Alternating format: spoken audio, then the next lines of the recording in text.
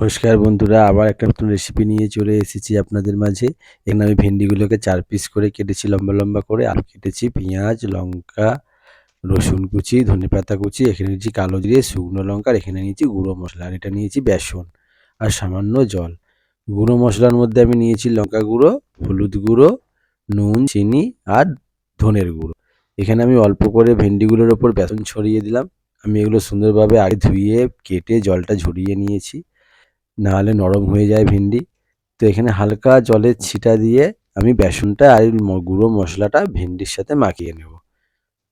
আমার রান্নাগুলো যদি আপনাদের রেসিপিগুলি যদি ভালো লাগে, তাহলে আমার চ্যানেলটি লাইক করে দেবেন, সাবস্ক্রাইব করে দেবেন। আমার চ্যানেলে যারা নতুন তাদেরকে অসংখ্য ধন্যবাদ। তারাও আমার চ্যানেলটি সাবস্ক্রাইব করে দেবেন আর পাশে থাকবেন। তো চলুন, আমি এখানে গ্যাস জ্বালিয়ে নিয়েছি। দিয়ে আমি কড়াই বসিয়ে দিয়েছি। এবারে কড়াইটা যখন গরম হয়ে যাবে তখন আমি এর মধ্যে দিয়ে দেবো সাদা তেল এবং রিফাইন তেল। আমি দুটো তেলেই রান্না করি, আগেও বলেছি।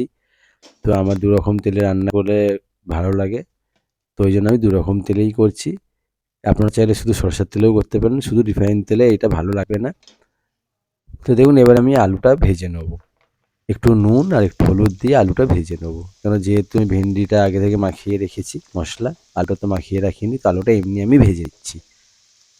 পাশে থাকবেন, সাপোর্ট করবেন। আর এটা খুব সুন্দর ভাতের জন্য, গরম ভাতে রুটি খাওয়ার জন্য। যারা আলু পছন্দ করেন না তারা আলুটা বাদ দিয়ে দেবেন, তো তাহলেও খুব ভালো লাগবে। দেখুন, আমার আলুটা লম্বা লম্বা করে কেটেছি, যাতে ভেন্ডিগুলো আর ভেন্ডি আলুগুলো একই সাইজে সমান সমান করে কাটবেন, তাহলে দেখতেও ভালো লাগবে আর পরিবেশন করতে সুন্দর লাগবে। তো দেখুন, এখানে আমার আলুটা ভাজা হয়ে গেছে, আলুটা আমি তুলে নিলাম। তো এই তেলেই আমি আবার দিয়ে দেবো আমার ভেন্ডিগুলো, যেগুলো আমি মাখিয়ে রেখেছি।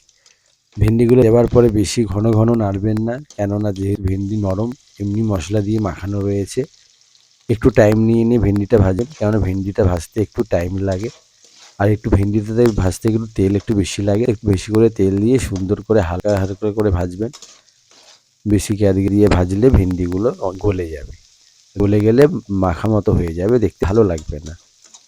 তো দেখুন, এখানেও আমার ভেন্ডি ভাজা হয়ে এসেছে। তার মধ্যে এবার ভেন্ডিটা আমি তুলে এই কড়াইতেই আমি আবার দিয়ে দেবো শুকনো লঙ্কা আর কালো জিরের ফোড়নটা। এর মধ্যে আমি ফোড়নটা দিয়ে নেবো, দিয়ে ফোড়নটা দিয়ে আমি হালকা করে ভাজবো। তার মধ্যে দিয়ে দিলাম আমি রসুন। রসুনটাও লম্বা লম্বা করে আমি কেটেছি, যাতে মুখে পড়ে সুন্দর লাগে। তারপরে একটু ভাজার পর আমি দিয়ে দিলাম কাঁচা পেঁয়াজ। এবার কাঁচা পেঁয়াজটাও আমি সুন্দরভাবে ভাজবো। একটু যখন নরম হয়ে আসবে তখন আমি ভেজে রাখা আলু আর ভেন্ডি দুটো দিয়ে দেবো। দিয়ে আমি আবারও হালকা হাতে একটুখানি নেড়ে ছেড়ে নেব। দেখুন কত সুন্দর দেখতে হয়েছে।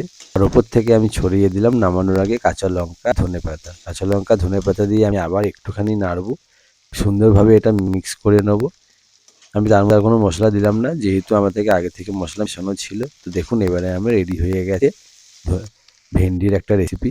ভেন্ডি ভাজিও বলতে পারেন, ভেন্ডির ঝালও বলতে পারেন, তা ভেন্ডি ভাজাই বলি। তো দেখুন, রেডি হয়ে গেছে আজকে আমার ভেন্ডি আর ভাজি। সবাই ভালো থাকবেন, সুস্থ থাকবেন, পাশে থাকবেন, সাপোর্ট করবেন। নমস্কার।